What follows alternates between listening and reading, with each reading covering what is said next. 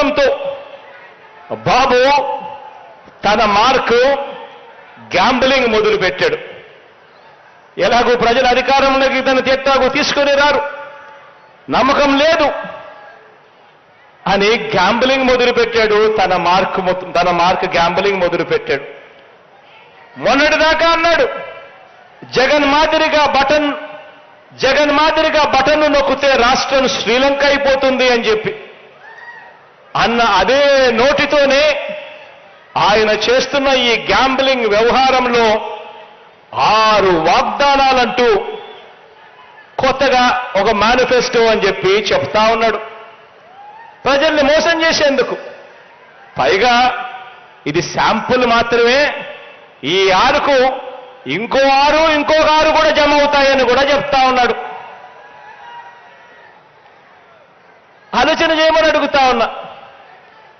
ఒకవైపునేమో మీ బిడ్డ ఇంత కష్టపడితే, ఎప్పుడూ జరగని విధంగా చేస్తే, మీ బిడ్డ ఇంత కష్టపడితే ఎప్పుడూ జరగని విధంగా చేస్తే మీ బిడ్డ సంవత్సరానికి 70,000 కోట్ల రూపాయలు ఖర్చు చేయగలుగుతా ఉన్నాడు.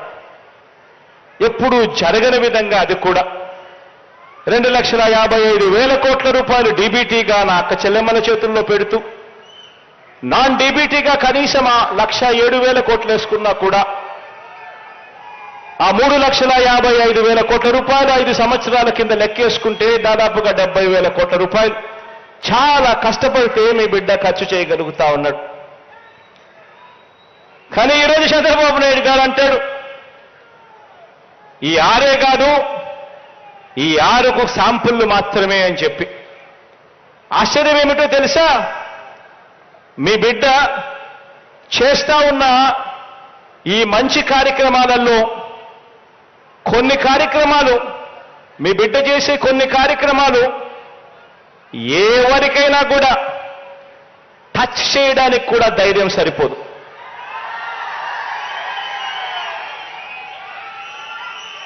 అలాంటి కార్యక్రమాలు మన అవ్వ తాతలకు, వికలాంగులకు, వితంతువులకు ఇచ్చే సామాజిక పెన్షన్లు, 3,000 రూపాయలు ఇచ్చే సామాజిక పెన్షన్లు కానివ్వండి, వ్యవసాయానికి ఉచిత విద్యుత్ 9 గంటల పాటు పగటిపూటే ఇచ్చే కార్యక్రమం కానివ్వండి, ప్రతి పేదవాడికి సబ్సిడీ మీద బియ్యం ఇచ్చే కార్యక్రమం కానివ్వండి, ఆరోగ్యశ్రీ, ఆరోగ్య ఆసరా 108, 104 కార్యక్రమాలు కానివ్వండి, గోరుముద్ద కానివ్వండి, పూర్తి ఫీజు రీయింబర్స్మెంట్ ఇచ్చే విద్యా దీవెన కానివ్వండి, వసతి దీవెన కానివ్వండి, సంపూర్ణ పోషణం కింద గర్భిణీలకు, బాలింతలకు, 6 ఏళ్లలోపు పిల్లలకు పౌష్టికాహారం ఇచ్చే కార్యక్రమం కానివ్వండి, ఇలా ఈ 8 పథకాలే దాదాపుగా 52,700 కోట్ల రూపాయలు అవుతుంది.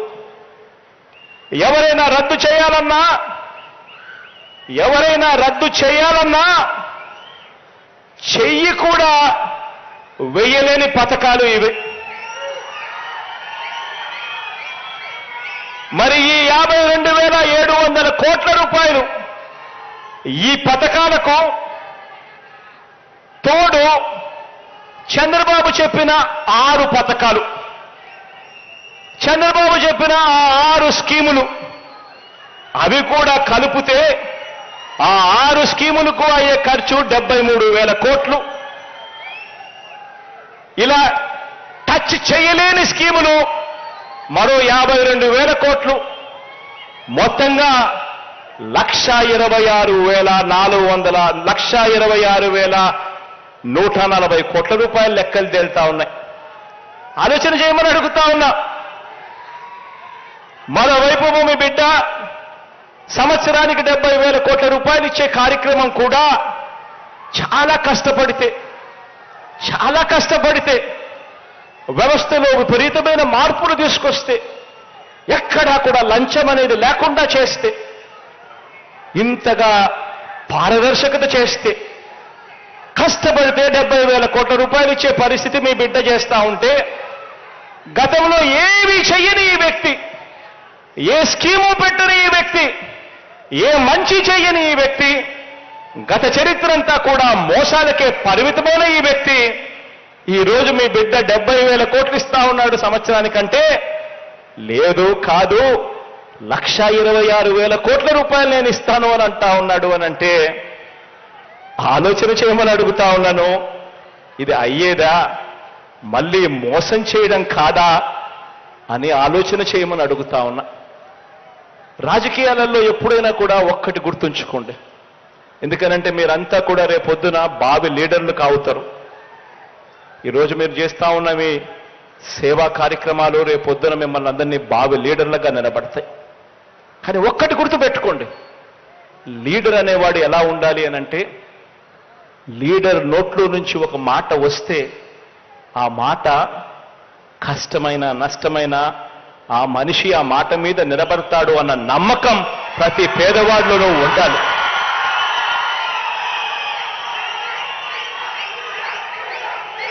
ఆ విశ్వసనీయత ఏ రోజైతే ఆ లీడర్ ఇవ్వగలుగుతాడో అప్పుడు ఆ లీడర్ను నమ్ముకున్న ప్రతి కార్యకర్త, ప్రతి అభిమాని, ఆ అభిమాని వాలంటీర్ అయినా కూడా కాలర్ ఎగిరేసి అదిగో మా లీడర్, ఆయనే మా స్ఫూర్తి అని చెప్పే పరిస్థితి వస్తుంది.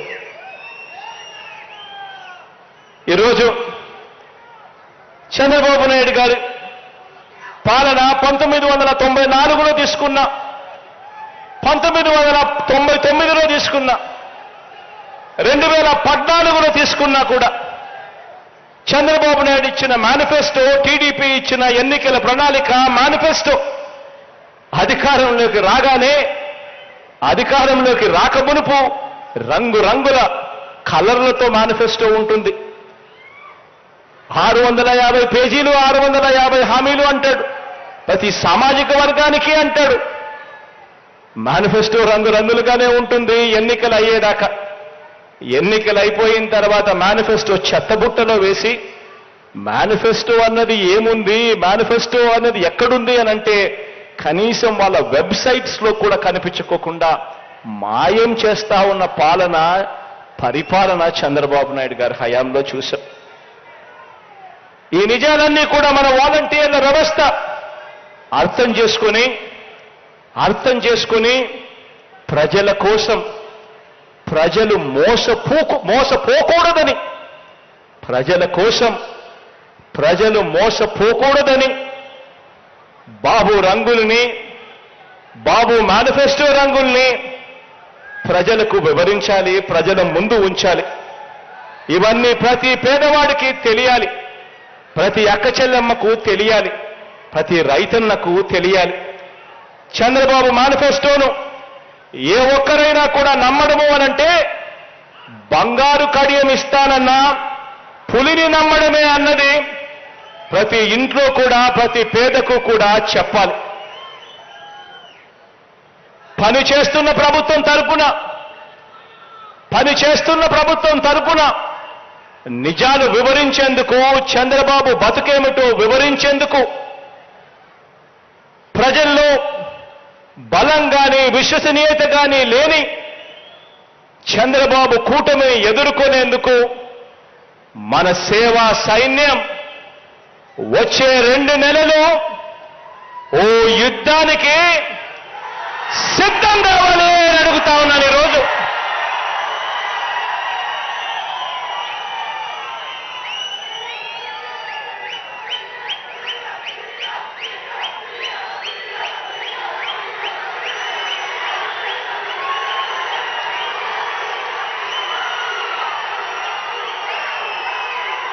పేదవాడి భవిష్యత్ కోసం నిలబడడానికి మీరు సిద్ధమేనా అని అడుగుతా ఉన్నాను.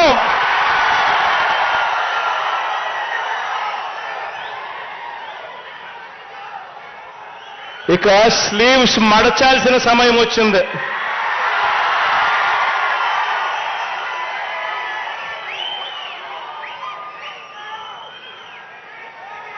అబద్ధాల యోధుల్ని మట్టి కల్పించాల్సిన సమయం వచ్చింది. మీ మీదకు పదును పెట్టి మంచి చేస్తున్న ప్రభుత్వానికి అండగా నిలబడాల్సిన సమయం వచ్చింది.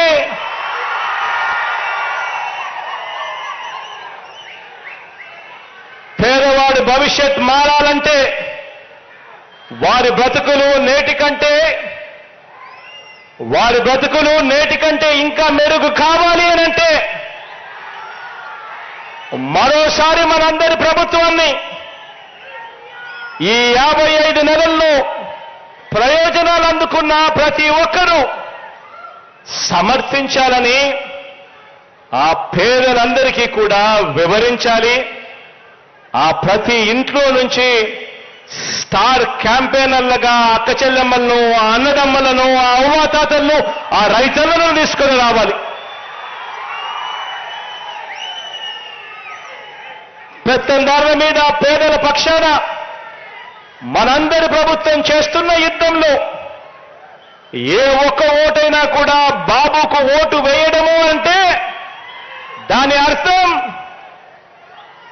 తమకు అందుతా ఉన్న పథకాల రద్దుకు తామే ఆమోదం తెలిపినట్టు అవుతుంది అని చెప్పి ప్రతి ఇంటికి వెళ్ళి చెప్పాలి.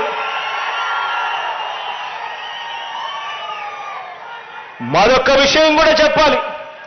ప్రతి ఇంటికి వెళ్ళినప్పుడు మరొక విషయం కూడా చెప్పాలి. 2014 ఎన్నికల ముందు మొదటి సంతకంతో వ్యవసాయ రుణాలన్నీ కూడా రద్దు చేస్తానని, పొదుపు సంఘాల రుణాలన్నీ కూడా మాఫీ చేస్తానని, బ్యాంకుల్లో తాకట్టు పెట్టిన బంగారాన్ని విడిపిస్తానని, ప్రతి ఇంటికి ఓ జాబ్ ఇవ్వకపోతే ప్రతి ఇంటికి 2,000 రూపాయల నిరుద్యోగ భృతి ఇస్తానని 2014లో ఇదే పెద్ద మనిషి చంద్రబాబు నాయుడు చేసిన ఈ మోసాలను ప్రతి ఇంటికి వెళ్ళి చెప్పాలి.